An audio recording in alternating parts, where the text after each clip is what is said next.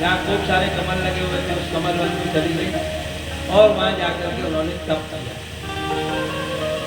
फिर भगवान आए, भगवान ने प्रसन्न हुए उनको, उससे उनका नाम हो गया कमला, कमला लक्ष्मी। कमल वन में जाके तप किया इसलिए कमला किया। लक्ष्मी जी ने वहां पर उनको भगवान को प्रार्थना की, महाराज उस घर में तो मैं नहीं रह सकता, या तो वो दोनों रहेंगे या फिर पहले उनको वहां से निकाल।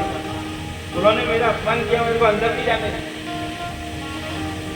भगवान ने कहा कि देखो ऐसे जल्दी में अपन कर ऐसा कर देंगे, ये अपने पुराने नौकर हैं, इनको एकदम से नहीं निकाल सकते, और निकालेंगे तो लोग क्या कहेंगे, तो पत्नी के कहने से ऐसा कर दिया।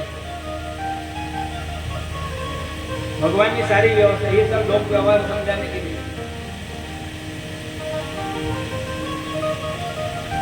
आज भगवान कह रहे हैं कि कुछ दिन की बात है, आप कह रहे हैं कि इन दोनों को निकाल दो, तो अपन निकालते तो बात दूसरी थी। अपने आप इनका काम हो गया, ये ऋषि आ गए, उन्होंने इनको यहाँ से हटा दिया। तो ये ध्यान रखने की बात है, व्यवहार कैसे व्यवहार करना चाहिए। अस्तु वो जय विजय हिरण्याक्ष और हिरण्यकश्यप के रूप में यहाँ पर पैदा होता है। राजा ने पूछा महाराज ये कैसे हुआ? कहा भाई एक बार की बात, कश्यप जी महाराज अपने आश्रम में उपासना में लगे हुए थे, संध्या का समय था। उनकी दो पत्नियां, एक दिति और एक अदिति। दिति से दैत्य हुए, अदिति से आदित्य देवता। उस दिति ने संध्या की बेला में जाकर के और कश्यप जी से प्रार्थना की, महाराज मुझे संतान चाहिए। भगवान सूर्य नारायण अस्त हो रहे हैं, इस संध्या की वेला में भगवान का भजन करने का समय, संध्या करने का समय, अग्निहोत्र सायंकालीन हवन करने का समय और भजन करने का समय। उस संध्या की वेला में जब सूर्य अस्त होता हो, ऐसी वेला में संध्या की वेला, जिसको कुबेरी वेला कहते हैं, उस समय में खाना पीना सोना सांसारिक क्रियाएं करना ये सब मना है। पढ़ना लिखना भी मना रहता है, विद्यार्थी को समय पढ़ना नहीं चाहिए, थोड़ी देर रुकना चाहिए। तो उस दिति ने जबरदस्ती उस संध्या की वेला में गर्भधारण ऋषि ने दिति को कहा कि तुमने ये अच्छा नहीं किया है, जबरदस्ती इस प्रकार का काम किया है। इस समय में भगवान शिव भूत प्रेत पिशाचादि के साथ में घूमने के लिए निकलते हैं संध्या के वेला में, और शिव जी तुम्हारे देवर हैं। त्रिभी पश्यति देवरस्ते, तो उन्होंने 3 आंखों से तुमको ये गलत काम करते हुए देखा है।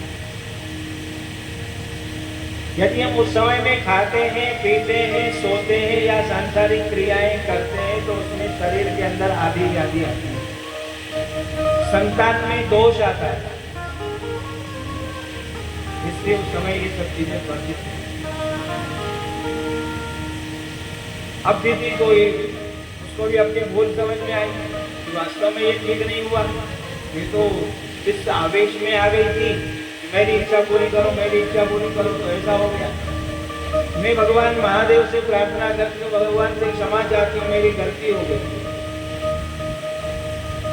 कश्यप जी ने कहा भैया इनको मारने के लिए भगवान आएंगे। कहा नहीं, मेरे बच्चे मरे नहीं, मेरे बच्चे जीवित रहना चाहिए। तो उस समय में ये जय और विजय दोनों उस दिति के गर्भ में आए, और समय आने पर वो पैदा हुआ। दिति ने 100 वर्ष तक, कितने 100 वर्ष तक उन बच्चों को अपने पेट में रखा।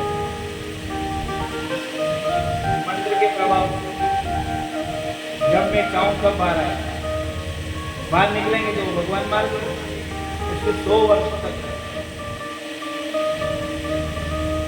पैदा हुए तो दिनों दिन बढ़ने लगे, साल नहीं लगे उनको, जल्दी जल्दी बढ़ने लगे। आज धोती पहना है तो कल लंगोटी बन जाए, ऐसी स्थिति थी, ऐसी स्पीड से बढ़ गई। वो हिरण्याक्ष दिग्विजय करने के लिए पृथ्वी पर निकला। सब देवताओं के पास गया, मेरे साथ लड़ाई करो। तो भैया हम तो नहीं लड़ते, जबरदस्ती जाके बोले मेरे साथ लड़े। तो सबने मना कर दिया। तो वरुण के पास गया, वरुण देवता के पास, उनको कहा कि मेरे साथ जो तो करो। अब भैया देखो हम सब लोगों में कोई ऐसा आदमी है, कौन है ऐसा जो मेरे साथ लड़ाई कर सके? तो वरुण देवता ने कहा भैया और तो किसी में सामर्थ्य नहीं है तुमसे लड़ने की, भगवान नारायण है वो तुम्हारे साथ लड़ सकते हैं, विष्णु भगवान लड़ सकते हैं। कहाँ मिलेंगे? बोला वैकुंठ में मिलेंगे, वैकुंठ उनका घर, वहां चले जाओ। अब वहां आया तो वहां आने के बाद भगवान नहीं मिले। फिर वहां से चला, अब वहां से चला तो रास्ते में श्रीमन्नारायण नारायण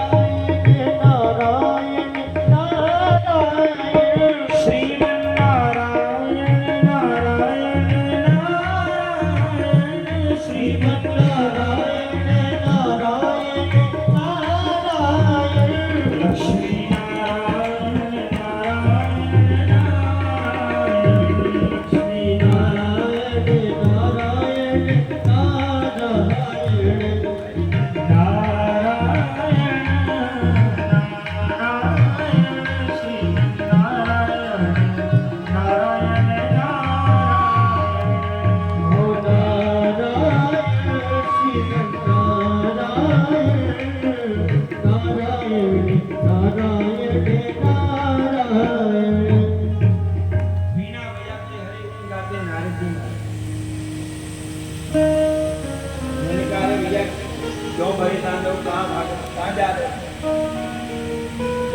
थोड़े रुक जाओ, सांस लेते हैं। क्या बात है? अरे महाराज इन देवताओं से लड़ने के लिए गया कि सबने मना कर दिया। फिर मैं वैकुंठ में गया था भगवान के पास, तो वो भी नहीं मिले, वो भी वहां से। अरे भैया भगवान वैकुंठ में थोड़ी रहते, कहाँ रहते? अरे भगवान ने एक बार मेरे को कहा था कि ना हम वसामि वैकुंठे योगी नाम हृदय न। मैं योगियों के हृदय में भी नहीं रहता हूँ, वैकुंठ में भी नहीं रहता। फिर कहाँ रहते? यत्र मद्भक्ता गायन्ति तत्र तिष्ठामि नारद। यहाँ प्रेम से मेरे भक्त लोग बैठ करके मेरा गुणगान करते हैं, कथा सुनते हैं, भजन करते हैं, वहां मैं रहता हूँ।